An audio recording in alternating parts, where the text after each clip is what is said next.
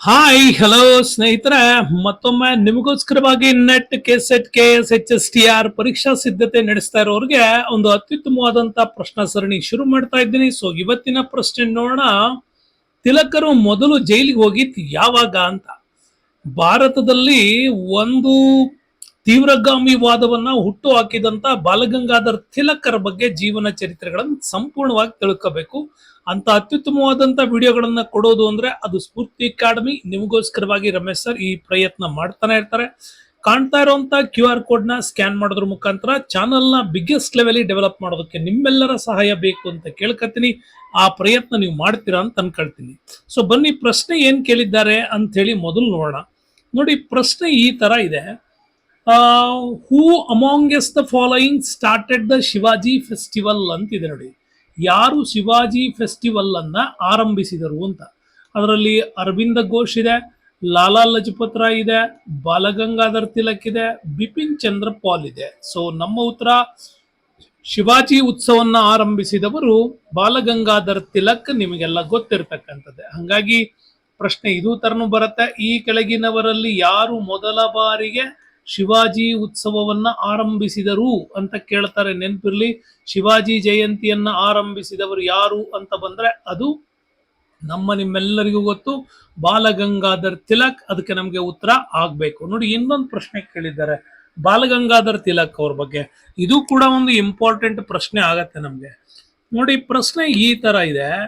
Balagangadhara Tilak was the first to advise the peasants. ನೋಡಿ, advise the ಪೀಸೆಂಟ್ಸ್, ರೈತರಿಗೆ, ಮಹಾರಾಷ್ಟ್ರದ ರೈತರಿಗೆ ಒಂದು ಅಡ್ವೈಸ್ ಮಾಡ್ತಾರೆ.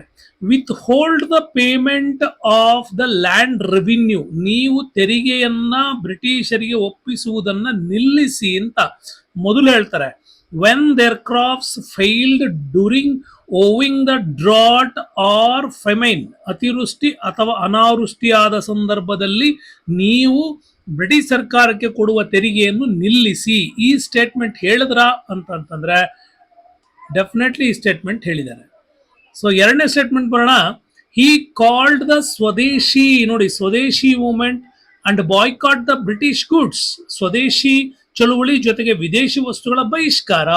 When Elgin the viceroy impose the excise duty on Indian mill made cloth, ಭಾರತದಲ್ಲೇ ತಯಾರಾಗ್ತಿದ್ದಂತ ಬಟ್ಟೆಗಳ ಮೇಲೆ ಎಲ್ಗಿನ್ ಈ ತರಹದ ಒಂದು ತೆರಿಗೆಯನ್ನು ವಿಧಿಸಿದಾಗ ಸ್ವದೇಶಿ ಚಳುವಳಿಯನ್ನ ಆರಂಭಿಸಿ ವಿದೇಶಿ ವಸ್ತುಗಳ ಬಹಿಷ್ಕಾರಕ್ಕೆ ಕರೆ ಕೊಟ್ಟರು. ಈ ಸ್ಟೇಟ್ಮೆಂಟ್ ರೈಟ್ ಅಂತಂದ್ರೆ ಇದು ಕೂಡ ರೈಟ್.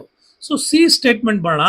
ತಿಲಕ್ ವಾಸ್ ಅರೆಸ್ಟೆಡ್ ಇನ್ 1897, ಕೊಟ್ಟಿದೆ ನೋಡಿ 1897, and charged with the spreading hatred the disaffection against the British government. 1897ರಲ್ಲಿ ಇವ್ರನ್ನ ಮೊದಲ ಬಾರಿ ಅರೆಸ್ಟ್ ಮಾಡಲಾಗತ್ತೆ. ಏನಕ್ಕೆ ಅಂತಂದ್ರೆ ಬ್ರಿಟಿಷರ ರಾಷ್ಟ್ರೀಯತೆಯ ವಿರುದ್ಧ, ಬ್ರಿಟಿಷರ ವಿರುದ್ಧ, ಅವರ ಕಾರ್ಯಕ್ರಮಗಳ ವಿರುದ್ಧ ಜನರಲ್ಲಿ ಅಶಾಂತಿಯನ್ನ ಇವರು ಪ್ರಚಾರ ಮಾಡಿದ್ರು ಅನ್ನುವ ಕಾರಣಕ್ಕಾಗಿ ಇವರನ್ನ ಅರೆಸ್ಟ್ ಮಾಡಿದ್ರ ಅಂದ್ರೆ definitely right. C statement is also right. And D statement ಬರೋಣ. Tilak refuse to apologise and accepted the religious imprisonment in 18 months. So ಇವ್ರನ್ನ 18 ತಿಂಗಳುಗಳ ಕಾಲ ಇವ್ರನ್ನ ಅರೆಸ್ಟ್ ಮಾಡಲಾಗಿತ್ತು. ಅಲ್ಲಿ ABCD 4 ಸ್ಟೇಟ್ಮೆಂಟು ಸರಿ ಇದೆ. ಹಂಗಾರೆ 5ನೇ ಸ್ಟೇಟ್ಮೆಂಟ್ ಏನಕ್ಕೆ ತಪ್ಪಾಗಿದೆ ಅಂತ ನೋಡೋಣ. 5ನೇ ಸ್ಟೇಟ್ಮೆಂಟ್ ತಪ್ಪಾಗಿರೋದೆ ಈ ಒಂದು ಪುಸ್ತಕದ ಹೆಸರನ್ನ ತಪ್ಪಾಗಿ ಬರೆದಿರೋದು. Balagangadhara Tilak wrote the book Scandinavian origin of Aryans, ಆರ್ಯರು ಸ್ಕ್ಯಾಂಡಿನೇವಿಯನ್ ಮೂಲದವರು ಅನ್ನೋ ಪುಸ್ತಕವನ್ನ ಬರೆದರು ಅಂತ ಇದೆ. ಈ ಸ್ಟೇಟ್ಮೆಂಟು ರಾಂಗ್ ಆಗಿದೆ. ಅಲ್ಲಿಗೆ ABCD ಸರಿ ಇದೆ, ಡಿ ಸ್ಟೇಟ್ಮೆಂಟು ತಪ್ಪಿದೆ. ಹಂಗಾಗಿ ಇದನ್ನು ತಿಳ್ಕೋಬೇಕು ಅಂತಂದ್ರೆ ಬಾಲಗಂಗಾಧರ್ ತಿಲಕ್ ಅವ್ರ ಬಗ್ಗೆ ನಾವು ಸಂಪೂರ್ಣವಾಗಿ ತಿಳ್ಕೋಬೇಕು. ನೋಡಿ, ಬಾಲಗಂಗಾಧರ್ ತಿಲಕ್ ಅವರನ್ನ ಆಧುನಿಕ ಭಾರತದ ನಿರ್ಮಾತೃ ಅಂತ ಕರೀತಾವೆ. ಜೊತೆಗೆ ಭಾರತದಲ್ಲಿ ಅಶಾಂತಿಯ ಜನಕ. ನೋಡಿ, ವ್ಯಾಲೆಂಟೈನ್ ಚಿರೋಲ್ ಅವರು ಬಾಲಗಂಗಾಧರ್ ತಿಲಕ್ ಅವ್ರನ್ನ ಆ ರೀತಿ ಹೇಳ್ತಾರೆ. ಏನಂತ ಹೇಳ್ತಾರೆ? ವ್ಯಾಲೆಂಟೈನ್ ಚಿರೋಲ್ ಅವರು ತಿಲಕರನ್ನ ಭಾರತದಲ್ಲಿ ಅಶಾಂತಿಯ ಪಿತಾಮಹ ಅಥವಾ ಜನಕ ಅಂತ ಕರೀತಾರೆ. ಅದರ ವಿರುದ್ಧ ಅವರು ಹೋರಾಟ ಮಾಡೋದಕ್ಕೆ ಮಾನನಷ್ಟ ಮೊಕದ್ದಮೆಯನ್ನ ಹಾಕಿ ಎಲ್ಲಿ ತನಕ ಹೋಗ್ತಾರೆ ಅಂತಂದ್ರೆ ಇಂಗ್ಲೆಂಡ್ ವರೆಗೂ ಕೂಡ ಹೋಗ್ತಾರೆ. ಇವರಿಗೆ ಲೋಕಮಾನ್ಯ ಅನ್ನುವ ಬಿರುದಿತ್ತು. ಕಾರಣ ಜನರಿಂದ ಸ್ವೀಕರಿಸಲ್ಪಟ್ಟ ನಾಯಕ ಅಂತ. ಯಾವಾಗ್ಲೂ ಇವ್ರದೊಂದು ಸ್ಟೇಟ್ಮೆಂಟ್ ಘೋಷಣೆ ಯಾವಾಗ್ಲೂ ಇರುತ್ತೆ, ಸ್ವರಾಜ್ಯ ನನ್ನ ಆಜನ್ಮಸಿದ್ದ ಹಕ್ಕು, ಅದನ್ನ ನಾಡು ಪಡೆದೇ ತೀರುವೆನು ಅಂತ. Okay, Swaraj is my birth right, I shall have it ಅನ್ನುವಂತ ಸ್ಟೇಟ್ಮೆಂಟ್ಸ್. ಮತ್ತೆ ಇವ್ರು ಬರೀತಿದ್ದಂತ ಪತ್ರಿಕೆಗಳು ಅಂತ ಬಂದ್ರೆ, ಕೇಸರಿ ಪತ್ರಿಕೆಯನ್ನ ಬರೀತಿದ್ರು, ಅದು ಮರಾಠಿ ಭಾಷೆಯಲ್ಲಿ. ದ ಮರಾಠ ಅಂತ ಬರಿತಾ ಇದ್ರು, ಅದನ್ನ ಇಂಗ್ಲಿಷ್ ಭಾಷೆಯಲ್ಲಿ ಇವರು ಈ ಪತ್ರಿಕೆಯನ್ನ ಬರಿತಾ ಇದ್ರು. ಹಾಗಾಗಿ ಇಂಪಾರ್ಟೆಂಟ್ ಆಗಿ ಈ ಪ್ರಶ್ನೆಗಳು ತುಂಬಾ ಇರ್ತವೆ ನಿಮ್ಗೆ. ಇವರು ಜನನ ಜುಲೈ 23, 1856 ಮಹಾರಾಷ್ಟ್ರದ ರತ್ನಗಿರಿಯಲ್ಲಿ. ಸೇಮ್ ಮರಣ ಹೊಂದಿದ್ದು ಕೂಡ ಇಂಪಾರ್ಟೆಂಟ್ ಆಗತ್ತೆ. ಯಾಕೆ ಅಂತೀರಾ, 1 ಆಗಸ್ಟ್ 1921 ಮರಣ ಹೊಂತಾರೆ. ಒಂದ್ ಕಡೆ ಅಸಹಕಾರ ಚಳುವಳಿಯನ್ನ ಗಾಂಧೀಜಿ ಆರಂಭ ಮಾಡಿರ್ತಾರೆ, ಅದೇ ದಿನ ಬಾಲ್ ಗಂಗಾಧರ್ ತಿಲಕ್ ಅವರು ಸಾಯ್ತಾರೆ. ಆದ್ರೆ ಗಾಂಧೀಜಿ ಅದನ್ನು ನಿಲ್ಲಿಸೋದಿಲ್ಲ. ತಿಲಕರ ಹೆಸರಿನಲ್ಲೇ ಈ ಚಳುವಳಿ ಸಕ್ಸಸ್ಫುಲ್ ಆಗ್ಬೇಕು ಅಂತೇಳಿ ಆ ಚಳುವಳಿಯನ್ನ ಕಂಟಿನ್ಯೂ ಮಾಡ್ತಾರೆ. ಅದು ಕೂಡ ವೆರಿ ಇಂಪಾರ್ಟೆಂಟ್ ಆಗಿ ಆ ಚಳುವಳಿ ನಡೆಯುತ್ತೆ. ತಿಲಕರ ಹೆಸರಿನಲ್ಲಿ ಒಂದು ದತ್ತಿಯನ್ನ ಮಾಡ್ತಾರೆ. ಅಪಾರ ಪ್ರಮಾಣದ ಹಣ ಸ್ವತಂತ್ರ ಚಳುವಳಿಗೆ ಹರಿದು ಬರುತ್ತೆ. ಇನ್ನು ಇವ್ರದ್ದು ಇಂಪಾರ್ಟೆಂಟ್ ಮ್ಯಾಟರ್ಗಳಲ್ಲಿ ಬಹಳ ಮುಖ್ಯವಾಗಿ ನಾವು ನೋಡಬೇಕು ಇವರ ಶಿಕ್ಷಣ ಸಂಸ್ಥೆಗಳಲ್ಲಿ. ನೋಡಿ, 1884ರಲ್ಲಿ ಪುಣೆಯಲ್ಲಿ ಇವರು ಡೆಕ್ಕನ್ ಎಜುಕೇಶನ್ ಸೊಸೈಟಿ ಮತ್ತೆ ಫರ್ಗ್ಯೂಷನ್ ಕಾಲೇಜಲ್ಲಿ ಕೂಡ ಓದ್ತಾರೆ. ಅಲ್ಲೊಂದಿಷ್ಟು ಅವರಿಗೆ ಸೇವೆಯನ್ನು ಕೂಡ ಸಲ್ಲಿಸ್ತಾರೆ.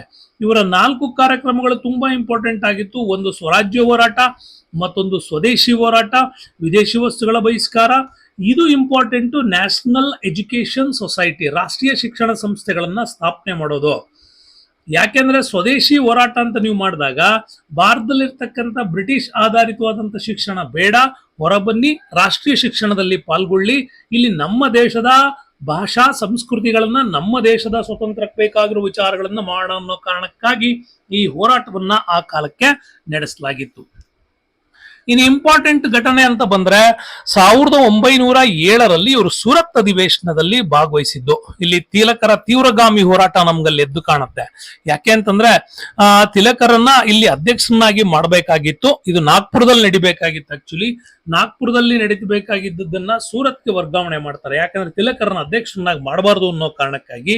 ಸರಿ, ತಿಲಕರ್ ಅವಾಗ ಲಾಲಾ ಲಜಪತ್ ರಾಯ್ ಅವ್ರನ್ನ ಅಧ್ಯಕ್ಷ ಮಾಡಿ ಅಂತ ಕೇಳ್ಕೊಂಡಾಗ ಲಾಲಾ ಲಜಪತ್ ರಾಯ್ನು ಕೂಡ ಅವರು ಮಾಡೋದಿಲ್ಲ. ಸೊ ಆ ಸಂದರ್ಭದಲ್ಲಿ ರಾಸ್ಬಿಹಾರಿ ಘೋಷ್ ಅವರನ್ನ ಇಲ್ಲಿನ ಪ್ರಮುಖ ಅಧ್ಯಕ್ಷನಾಗಿ ಮಾಡೋದ್ರ ಮುಖಾಂತರ ಅಧಿವೇಶನ ನಡೆಸ್ತಾರೆ. ಬಟ್ ಅಧಿವೇಶನ ದೊಡ್ಡ ಪ್ರಮಾಣದ ಗೊಂದಲದಲ್ಲೇ ಕೊನೆ ಆಗತ್ತೆ. ಇವರು 1890ರಿಂದಲೂ ಕೂಡ ತಿಲಕರು ರಾಷ್ಟ್ರೀಯ ಕಾಂಗ್ರೆಸ್ಗೆ ಸೇರೋದ್ರ ಮುಖಾಂತರ ತಮ್ಮದೇ ಆಗಿರ್ತಕ್ಕಂಥ ಹೋರಾಟವನ್ನ ಮಾಡ್ತಾ ಇದ್ರು. ಇನ್ನು ಇವರ ಸಾಮಾಜಿಕ ಹೋರಾಟಗಳಲ್ಲಿ ಇಂಪಾರ್ಟೆಂಟ್ ಅಂತಂದ್ರೆ, ಬಹಳ ಇಂಪಾರ್ಟೆಂಟ್ ವಿಚಾರ ಅಂತಂದ್ರೆ, ಗಣೇಶ ಉತ್ಸವವನ್ನ 1893ರಲ್ಲಿ ರಾಷ್ಟ್ರ ಪ್ರೇಮ ಚಳುವಳಿಯನ್ನಾಗಿ ಅದನ್ನ ಬದಲಾಯಿಸ್ತಾರೆ. ಶಿವಾಜಿ ಉತ್ಸವನ್ನ 1895ರಲ್ಲಿ ಯುವಕರಲ್ಲಿ ಶಿವಾಜಿಯ ತರ ಶೌರ್ಯದ ಕಿಚ್ಚು ಬರಬೇಕು ಅನ್ನೋ ಕಾರಣಕ್ಕಾಗಿ, ಆ ಶೌರ್ಯದ ಕಿಚ್ಚು ಹೆಚ್ಚಳಕ್ಕಾಗಿ ಪ್ರೇರಣೆ ಕೊಡುವಂತೆ ಶಿವಾಜಿಯ ಜನ್ಮದಿನವನ್ನ 1895ರಿಂದ ಇವರು ಶಿವಾಜಿ ಉತ್ಸವ ಅಂತ ಮಾಡ್ತಾರೆ.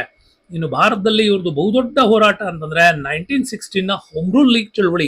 ಸ್ವಯಂ ಆಡಳಿತಕ್ಕಾಗಿ ಹೋರಾಡೋಣ ಬನ್ನಿ ಅಂತೇಳಿ ಅನಿ ಬೆಸೆಂಟ್ ಅವರು ಏನು ಹೇಳಿಕೆ ಕೊಡ್ತಾರೆ ಅಂದ್ರೆ, ಐರಿಷ್ ಅಲ್ಲಿ ನಡೆದಂತ ಹೋರಾಟವನ್ನ ಭಾರತದಲ್ಲಿ ಪರಿಚಯಿಸಿರ್ತಾರೆ ಅನಿ ಬೆಸೆಂಟ್.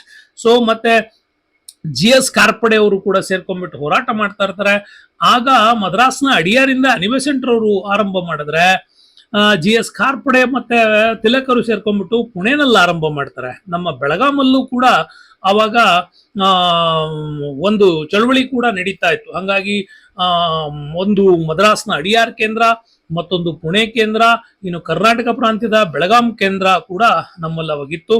ಕರ್ನಾಟಕದ ಹುಲಿ ಅಂತಾನೆ ಕರೆಸ್ಕೊಳ್ಳುವಂತಹ ಶ್ರೇಷ್ಠ ವ್ಯಕ್ತಿಯೊಬ್ರು ಇಲ್ಲಿ ಮಾಡಿದ್ರು. ಸೊ ಯಾರು ಅಂತ ಹೇಳಿ ನನಗೆ ನೀವು ಕಮೆಂಟ್ ಅಲ್ಲಿ ತಿಳಿಸ್ಬೇಕು.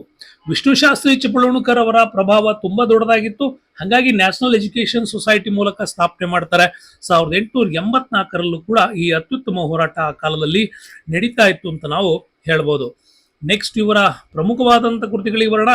ಇವರು ಗೀತಾ ರಹಸ್ಯವನ್ನ ಬರೀತಾರೆ. ಮೊದಲ ಬಾರಿ ಅರೆಸ್ಟ್ ಆಗಿದ್ದಂತ ಸಂದರ್ಭದಲ್ಲಿ ಹೇಳ್ತೀನಿ ಕೊನೆಗೆ ಯಾವಾಗ ಅರೆಸ್ಟ್ ಆದ್ರು ಅಂತೇಳಿ.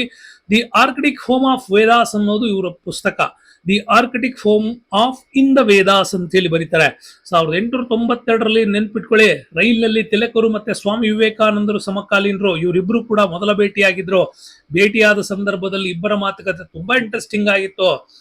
ದೇಶದ ರಾಷ್ಟ್ರ ಪ್ರೇಮವನ್ನ ಹೆಚ್ಚಿಸುವಂತಹ ಮನದಾಳದಲ್ಲಿ ನಾನು ಶುರು ಮಾಡ್ತೀನಿ ಅಂತೇಳಿ ಸ್ವಾಮಿ ವಿವೇಕಾನಂದರು ಹೇಳಿದ್ರೆ, ಇವರು ಆಧ್ಯಾತ್ಮಿಕದಲ್ಲಿ ರಾಷ್ಟ್ರೀಯತೆಯನ್ನ ನಾನು ತರ್ತೀನಿ ಅಂತ ಸ್ವಾಮಿ ವಿವೇಕಾನಂದರು ಹೇಳಿದ್ರೆ, ಪ್ರತಿ ಜನರಿಂದ ಈ ದೇಶದ ಸ್ವತಂತ್ರಕ್ಕಾಗಿ ಹೋರಾಟ ಮಾಡ್ತೀನಿ, ಮನೆಗಳಲ್ಲೆಲ್ಲ ನಾನ್ ಮಾಡ್ತೀನಿ ಅಂತ. ಹಂಗಾಗಿ ಮನೆಗಳಲ್ಲಿ ಸ್ವಾಮಿ ವಿವೇಕಾನಂದರು, ಮನೆಗಳಲ್ಲಿ ತಿಲಕರು ಅನ್ನುವಂಥ ಮಾತು ಅವಾಗ್ಲಿಂದ ಇತಿಹಾಸದಲ್ಲಿ ಬಹಳ ದೊಡ್ಡ ಮಟ್ಟದಲ್ಲಿ ಪ್ರಯೋಗಕ್ಕೆ ಬರ್ತಾ ಹೋಗುತ್ತೆ. ಇನ್ನು ಇವರ ಮೊದಲ ಸೆರೆವಾಸಕ್ಕೆ ಬರೋಣ. ಸೊ ಬಾಲಗಂಗಾಧರ ತಿಲಕ್ ಅವ್ರನ್ನ 3 ಬಾರಿ ಜೈಲಿಗೆ ಹಾಕ್ಲಾಗತ್ತೆ. ಸೊ ಮೊದಲ ಬಾರಿಗೆ ಇವ್ರನ್ನ ಜೈಲಿಗೆ ಹಾಕಿದ್ದು 1897ರಲ್ಲಿ. 1897ರಲ್ಲಿ ಇವ್ರನ್ನ ಜೈಲಿಗೆ ಹಾಕೋದಕ್ಕೆ ಕಾರಣ, ಚಾಪೇಕರ್ ಸಹೋದರರು ರ್ಯಾಂಡ್ ಮತ್ತೆ ಆರಿಸ್ಟಸ್ ಅಂತಕ್ಕಂಥ ಅಧಿಕಾರಿಯನ್ನ ಕೊಲ್ತಾರೆ. ಅಧಿಕಾರದಲ್ಲಿದ್ದಾಗ ಭಾರತದಲ್ಲೇ ಮರಣ ಹೊಂದಿದ ಮೊದಲ ಬ್ರಿಟಿಷ್ ಅಧಿಕಾರಿ ಯಾರು ಅಂದ್ರೆ ರ್ಯಾಂಡ್. ಯಾಕೆಂದ್ರೆ ಮಹಾರಾಷ್ಟ್ರದಲ್ಲಿ ಪ್ಲೇಗ್ ರೋಗ ಬಂದಾಗ ಇವನು ಪ್ಲೇಗ್ ನಿಯಂತ್ರಣ ಮಾಡೋದಕ್ಕೆ ಡಾಕ್ಟರ್ಗಳನ್ನ ನೇಮಕ ಮಾಡಿಕೊಳ್ಳೋಬಿಟ್ಟು ಸೈನಿಕರನ್ನ ನೇಮಕ ಮಾಡಿ ಇಲ್ಲಿನ ಜನರನ್ನ ಹಿಂಸೆ ಕೊಡೋದಕ್ಕೆ ಮುಂದಾಗ್ತಾನೆ. ಇದನ್ನ ನೋಡಿದಂತ ಚಾಪೇಕರ್ ಬ್ರದರ್ಸು, ಈ ಹಿಂದೆ ಚಾಪೇಕರ್ ಮಾಡಿದೀನಿ, ಅಲ್ಲಿ ನೀವು ನೋಡ್ಕೊಳ್ಳಿ ಆ ವಿಡಿಯೋದಲ್ಲಿ, ಅವ್ರು 3 ಜನ ಸೇರ್ಕೊಂಡ್ಬಿಟ್ಟು ಹೋರಾಟ ಮಾಡ್ತಾರೆ. ಹಂಗಾಗಿ ತಿಲಕರು ಅದನ್ನ ಹೇಳ್ತಾರೆ, ತಪ್ಪಿತಸ್ಥರನ್ನ ನಾವು ತಪ್ಪು ಅನ್ಬೋದು ವಿನಃ ಇಲ್ಲಿ ಸರಿದಾರಿಗೆ ತರಲಿಕ್ಕೆ ಮಾಡದಂತ ಪ್ರಯತ್ನಗಳನ್ನ ನಾವು ತಪ್ಪು ಅಂತ ಹೇಳಲಿಕ್ಕಾಗಲ್ಲ ಅಂತೇಳಿ ಚಾಪೇಕರ್ ಬ್ರದರ್ಸ್ ಅನ್ನ ಪ್ರೇರೇಪಿಸ್ಬಿಟ್ಟು ಕೇಸರಿ ಪತ್ರಿಕೆಯಲ್ಲಿ ಇವರು ಒಂದು ಪ್ರಕಟಣೆಯನ್ನ ಮಾಡ್ತಾರೆ. ಇದರಿಂದ ಅವ್ರಿಗೆ ಜೈಲುವಾಸ ಆಗತ್ತೆ. ಸೊ 2ನೇ ಘಟನೆ ನಿಮಗೆ ಗೊತ್ತಿದೆ. 2ನೇ ಬಾರಿ ಜೈಲಿಗೆ ಹಾಕಿದ್ದು 1908ರಿಂದ 14ರವರೆಗೆ. ಇವರಿಗೆ ಬ್ರಿಟಿಷರ ರಾಷ್ಟ್ರದ್ರೋಹದ ಆರೋಪದ ಮೇಲೆ ಇವ್ರನ್ನ ಆಯ್ಕೆ ಮಾಡ್ತಾರೆ. ಕಾರಣ ಇಷ್ಟೇ, 1908ರಲ್ಲಿ ಮುಜಾಫರ್ಪುರ್ ಘಟನೆ ಅಂತ ಕರಿತೀವಿ. ಅಂದ್ರೆ ಖುದಿರಾಮ್ ಬೋಸ್ ಮತ್ತೆ ಪ್ರಫುಲ್ಲ ಚೌಕಿ ಇಬ್ರು ಸೇರ ಅವತ್ತು ಒಬ್ಬ ಕೋಲ್ಕತ್ತಾದ ನ್ಯಾಯಾಧೀಶನನ್ನ ಕೊಲ್ಲಬೇಕು ಅಂತ ಹೇಳಿ ಪ್ರಯತ್ನ ಮಾಡ್ತಾರೆ. ಸೊ ಪ್ರಯತ್ನ ಏನೋ ಆಗೋಗಿತ್ತು, ಆದ್ರೆ ಜಡ್ಜ್ ಸತ್ತಿರ್ಲಿಲ್ಲ. ಜಡ್ಜ್ ಒಂದು ಸ್ನೇಹ ಸಂಬಂಧಿ ಕೆನಡಿ ಸತ್ತೋಗ್ತಾರೆ. ಸೊ ಏನೇ ಆದ್ರೂ ಕೂಡ ಮುಜಾಫರ್ಪುರ್ ಘಟನೆಯನ್ನ ಕೂಡ ಇವರು ಬಹಳ ಹೀನಾಯವಾಗಿ ಅವತ್ತಿನ ಕಾಲಕ್ಕೆ ಅವರು ಪ್ರೇರೇಪಣೆ ಮಾಡ್ತಾರೆ. ಹಂಗಾಗಿ 2ನೇ ಬಾರಿಯ ಜೈಲುವಾಸ. ಸೊ ಆ ಸಂದರ್ಭದಲ್ಲೇ ಇವರು ಮ್ಯಾಂಡಲೇ ಸೆರೆಮನಿಯಲ್ಲಿ ಗೀತಾ ರಹಸ್ಯ ಕೃತಿಯನ್ನ ಕೂಡ ಅವತ್ತಿನ ಕಾಲಕ್ಕೆ ಇವರು ಬರೀತಾರೆ. ಹಂಗಾಗಿ ಗೀತಾ ರಹಸ್ಯವನ್ನ ಬರೆದದ್ದು ಕೂಡ ಅವತ್ತಿನ ವೆರಿ ಇಂಪಾರ್ಟೆಂಟ್ ಆಗಿರ್ತಕ್ಕಂಥ ಟಾಪಿಕ್ ಇದಾಗಿತ್ತು ಅಂತಾನು ಕೂಡ ನಾವು ಹೇಳ್ಬೋದು. ಯಾಕೆಂದ್ರೆ ಅಷ್ಟು ಅದ್ಭುತವಾಗಿರ್ತಕ್ಕಂಥ ಪ್ರಯತ್ನ ಆ ಕಾಲಕ್ಕೆ ಇವರ ಒಂದು ಪ್ರಯತ್ನದಲ್ಲಿ ನಡೆದಿತ್ತು ಅಂತ ಅನ್ನೋದು ಕೂಡ ನಾವು ಇಂಪಾರ್ಟೆಂಟ್ ಆಗಿ ತಿಳ್ಕೊಳ್ಬಹುದಲ್ಲಿ. ಸೊ ಹಂಗಾಗಿ ಸ್ನೇಹಿತರೆ ಹೇಳೋದು, ಯಾವಾಗಲೂ ಕೂಡ ಹೋರಾಟಗಳು ನಡೆಯುವಾಗ ಇದು ನಮ್ಗೆ ಇಂಪಾರ್ಟೆಂಟ್ ಆಗತ್ತೆ. ಸೊ 3ನೇ ಬಾರಿ ಇವ್ರನ್ನ ಜೈಲಿಗೆ ಹಾಕಿದಂತ ಸಂದರ್ಭ ಯಾವುದು ಅಂತ ನೀವು ನೋಡೋದಾದ್ರೆ, 3ನೇ ಬಾರಿ ಇವ್ರನ್ನ ಜೈಲಿಗೆ ಹಾಕಿದಂತ ಸಂದರ್ಭ ಇದು 1916 ಹೋಮ್ ರೂಲ್ ಲೀಗ್ ನ ಆಧಾರದಲ್ಲಿ ಇವರು ಸ್ವ ಆಡಳಿತದ ವಿಚಾರದ ಮೇಲೆ ಭಾಷಣ ಮಾಡೋ ಸಂದರ್ಭದಲ್ಲಿ ಇವ್ರನ್ನ ಅರೆಸ್ಟ್ ಮಾಡಿ ಜೈಲಿಗೆ ಹಾಕಲಾಗುತ್ತೆ. ಸೊ ಟೋಟಲಿ 3 ಬಾರಿ ಇವರನ್ನ ರಾಷ್ಟ್ರೀಯ ಹೋರಾಟದ ವಿಚಾರದಲ್ಲಿ ಚಾಪೇಕರ್ ಬ್ರದರ್ಸ್ ಇರ್ಬೋದು, 2ನೇದು ಮುಜಾಫರ್ಪುರ್ ಘಟನೆಯಲ್ಲಿರ್ಬೋದು, 3ನೇದು ಸ್ವಯಂ ಆಡಳಿತದ ವಿರುದ್ಧದ ಹೋರಾಟದಲ್ಲಿ ಇರ್ಬೋದು. ಹಾಗಾಗಿ 3 ಬಾರಿ ಬಾಲಗಂಗಾಧರ ತಿಲಕ್ ಅವ್ರನ್ನ ಜೈಲುವಾಸಕ್ಕೆ ಹಾಕಲಾಗಿತ್ತು. ಇಂಥ ಅದ್ಭುತವಾಗಿರ್ತಕ್ಕಂಥ ವಿಡಿಯೋಗಳು ಏನಾದ್ರು ಬರುತ್ತೆ ಅಂದ್ರೆ ಅದು ಸ್ಫೂರ್ತಿ ಅಕಾಡೆಮಿಯಲ್ಲಿ ನಿಮ್ಗೋಸ್ಕರ ತಂದಿದ್ದೇನೆ. ಸ್ನೇಹಿತರೆ ಮರಿಬೇಡಿ, ಕಾಣ್ತಾ ಇರೋ ಗೂಗಲ್ ಪೇ ನಂಬರ್ ನಿಮಗೆ ಕಾಣ್ತದೆ, 9900059918 ನೀವು ಗೂಗಲ್ ಪೇ ಮಾಡಬಹುದು. ಜೊತೆಗೆ ನಮ್ಮ QR ಕೋಡ್ ನ ಸ್ಕ್ಯಾನ್ ಮಾಡೋದ್ರ ಮುಖಾಂತರ ಈ ಚಾನಲ್ ನ ಡೆವಲಪ್ ಗೆ ಹೆಲ್ಪ್ ಮಾಡ್ತೀನಿ ಅಂತ ಕಂಡ್ಕೊಂಡಿದ್ದೀನಿ. ಹಾಗಾಗಿ ಇಂಥ ಅದ್ಭುತವಾದಂತ ವಿಡಿಯೋಗಳು ನಿಮ್ಗೆ ಸ್ಫೂರ್ತಿ ಅಕಾಡೆಮಿಯಲ್ಲಿ ಸದಾ ಬರ್ತಾ ಇರುತ್ತೆ, ಮರಿಬೇಡಿ. ಹಾಗಾಗಿ ಇವತ್ತಿನ ಪ್ರಶ್ನೆ ನೆನಪಿರ್ಲಿ, ತಿಲಕರು ಮೊದಲು ಜೈಲಿಗೆ ಹೋಗಿದ್ ಯಾವಾಗ ಅಂತ ಹೇಳಿದ್ರೆ 3 ಬಾರಿ ಜೈಲಿಗೆ ಹೋಗಿದ್ದನ್ನ ನೀವು ನೆನಪು ಮಾಡ್ಕೊಂಡ್ರಿ ಅಂತ ಅನ್ಕೊಳ್ತಾನೆ. ಸೊ ಅಲ್ಲಿಗೆ ಈ ವಿಡಿಯೋವನ್ನ ಮುಗಿಸ್ತಾ ಇದ್ದೀನಿ. ಮುಂದಿನ ವಿಡಿಯೋದಲ್ಲಿ ಮತ್ತೆ ಸಿಗ್ತೀನಿ. ಅಲ್ಲಿಯವರೆಗೂ stay with us. Ramesh sir, thank you, bye.